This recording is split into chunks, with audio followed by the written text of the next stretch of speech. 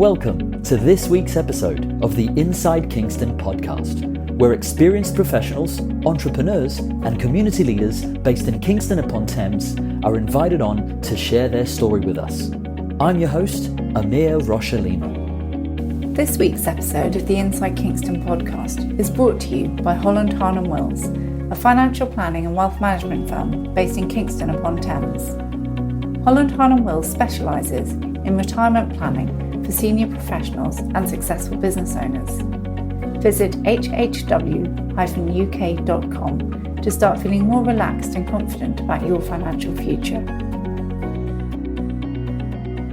Thank you for joining us for another episode of the Inside Kingston Podcast. I'm joined today by Julian Wootton. Julian is the co-founder of GoBoat Kingston, a self-drive boat company offering budding sailors the chance to drive the vessels for themselves, with no license required. What's unique about Julian is how he draws from his previous corporate experience as a management consultant for energy, water, and infrastructure companies to create a boating experience that's both fun and environmentally informative. And be sure to listen to the end, where Julian shares with us how GoBoat have got over 200,000 people on the water over the last 4 years. So whether you're interested in knowing more about the difference between your port from your starboard, or would like to know more about what it takes to run a successful independent business, then I hope you enjoy this episode of the Inside Kingston Podcast.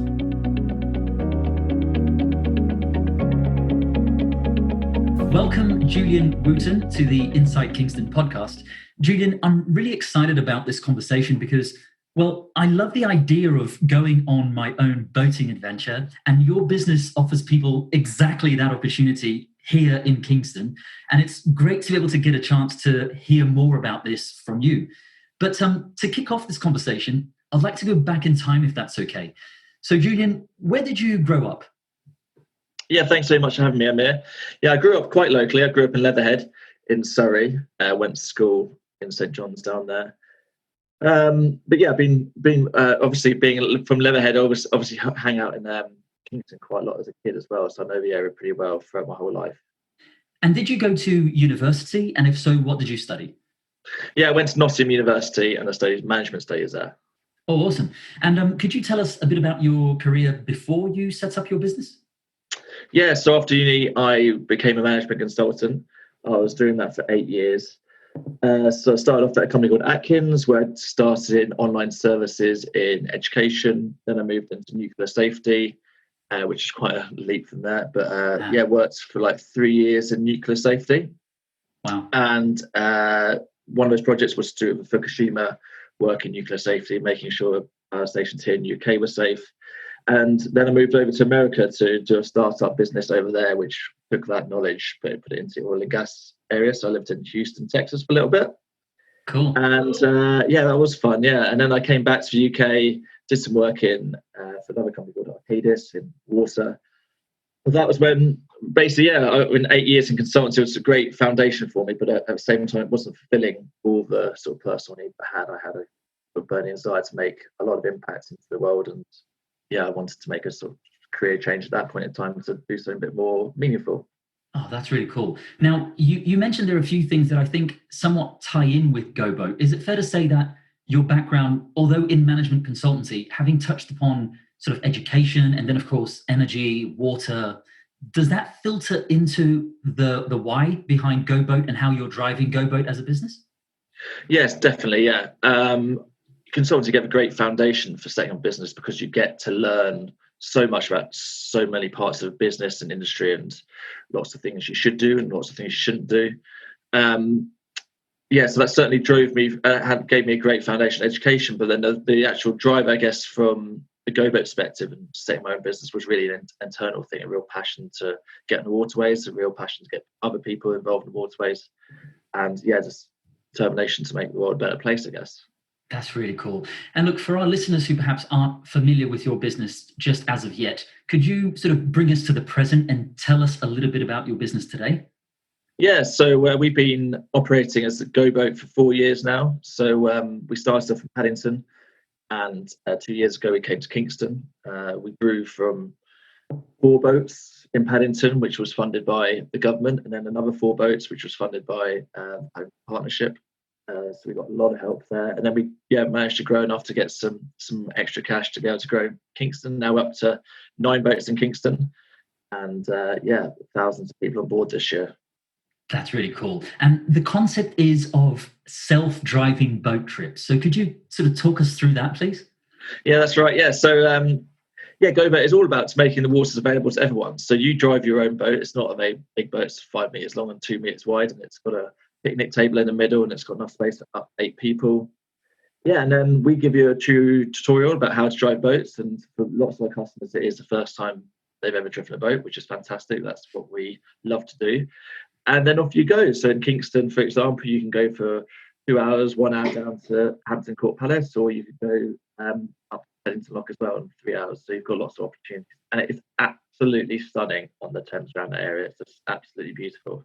Absolutely. In fact, I wouldn't mind if you talk to us a little bit more about that, because I'm familiar with the little route there that you guys do in the Paddington area. That's where I think I first came across your business before I even thought about setting up this podcast. And that little area of like Little Venice and that little part, I love the way it's of course super. It's an infamous part of London nonetheless, but still it's less touristy. You can still get a cool feeling for sort of London as was or as is, you know. But in terms of Kingston, I mean, the natural beauty is ridiculous anyway. But what's the experience like of being on the Thames and getting to see Kingston and the surrounding areas from that perspective, right? Yes, it's absolutely outstanding. Like as a kid, as I said, I've been in Kingston so much of my life. I've been in Kingston, and I never really understood the beauty of it from the water before GoBoat. So you get to see. You get to see all the little islands. You go past all these amazing houses that you can't see from a towpath. You go obviously past Hampton Court, but when you generally go visit Hampton Court, you see it from maybe the main road. You walk through the main entrance. You don't necessarily see it from the water's perspective. And on top of that, you see all the other boating community, all the other boaters going out there, the paddle boarders, the birds, the ducks. There's so much to see. It's just a visual just collection, which is just fascinating. So you even if a conversation runs dry, which it won't, you've always got something to look at. Absolutely. And I'm guessing that a lot of people do exactly that. They probably set like a quote unquote party, or either just a party of people as a family, or also just a party of friends to celebrate something. I'm guessing you probably even get, because of the natural beauty, sort of wedding proposals and all those sort of things.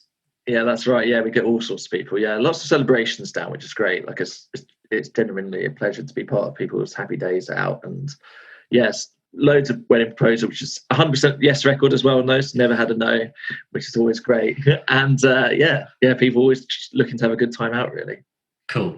Now, Julian, obviously the COVID pandemic has affected different businesses in different ways.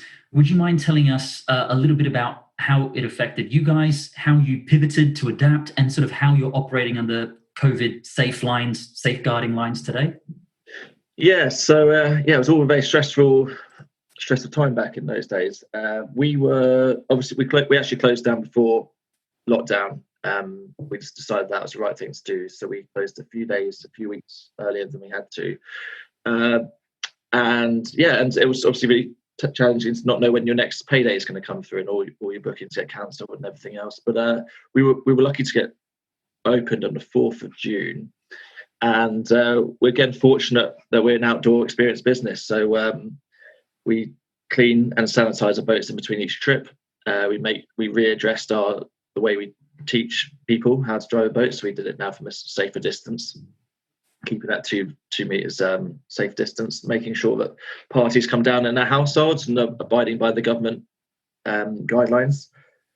And just generally making sure what we wanted to do was be able to give people in these hard times an opportunity to go out and have fun time still, but crucially in a safe way. And that was how we've pivoted our business, I think, this year, about making sure that we keep our mission, which is to make waterways accessible to everyone and available to all. And be able to keep those entertaining and fun afternoons with families and friends and such still happening. Yeah, I think that's awesome, Julian. I really do, because, you know, any sort of outdoor activity during this whole period has been like a blessing for people, right? From a mindset perspective and just a mental well-being perspective too.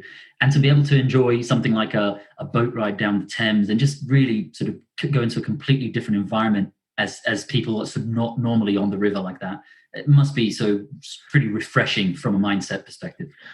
Yeah, and it's been, like I said, we feel very fortunate we've been able to provide that. We've had some outstanding emails from customers. Like we had one the other day who said they hadn't been out of the house in 6 months. Wow. And GoBoat was the one activity they thought it was safe to do, and they came down with their family. And I think she was recovering from cancer at the time, so it was obviously a really tough thing for them to be able to provide a service that got her out and about in a safe manner. It's just very heartwarming. That's really cool. Now, Julian, I know you're also involved in supporting educational projects through your own sort of charity involvement. Is your mission with GoBoat also to incorporate that educational side of things? Because I can imagine that, granted, whilst kids around the Kingston area, they probably see the river as just commonplace for them in part and parcel of their lives, just walking around the Kingston area. But it's not everybody that gets to experience that, right? We need to be sort of mindful of that. Yeah, it's boating is traditionally quite a privileged sector where you have to sort of own your own boat, and it's not everyone can obviously afford their own boat. So we education of the area is vital. We do quite a lot of events, especially in Paddington, where we invite people to do clear ups of the canals, so to educate people on what the impacts of littering is, and picking out plastic bags out of canal is quite an effective way to teach a child or a kid to not litter. And education on the waterways, and how going back to the mindfulness and the well-being bit is about making sure people understand that there are opportunities even in an urban area to engage with the environment. And going down to your local park or going down to your local river can actually be a really amazing experience for your mental health. Julian, what are some of the key business lessons that you've learned throughout your life? Definitely learned a lot. I think that's the main thing. You can never really stand still. Just always learn. Every year we get better and we learn more, and we're humble enough to realise that we don't know everything. So that's probably the first one. And I think having a good set of beliefs and values behind the business is the next most important thing. So me and Grant, my business partner, set up the business based upon values. So we actually came up with our values before we set up our business. So we decided what was important to us as people and what we wanted to achieve, and then we designed a business around those objectives. So we have a really strong value set, which is around giving back to society, making the world a better place, and sustainability, making sure we have a positive impact in the world. And that can actually guide all your business decisions following on from that. So if we ever have tough decisions to make, or even just choices to make, then you can go back to why you're actually doing business and why you're actually doing what you do. And that generally leads you to do the right thing in life. So you don't necessarily cost cut necessarily, or you don't do something that might not feel morally right. I don't know. You have a value set which helps you. And I truly believe that by doing the right thing, it's a virtuous cycle. It's you treat people well, they treat you with respect. You look for this most sustainable option in whatever you do, and people respect that, and they come back more, and they value that you're looking after the environment, which everyone cherishes.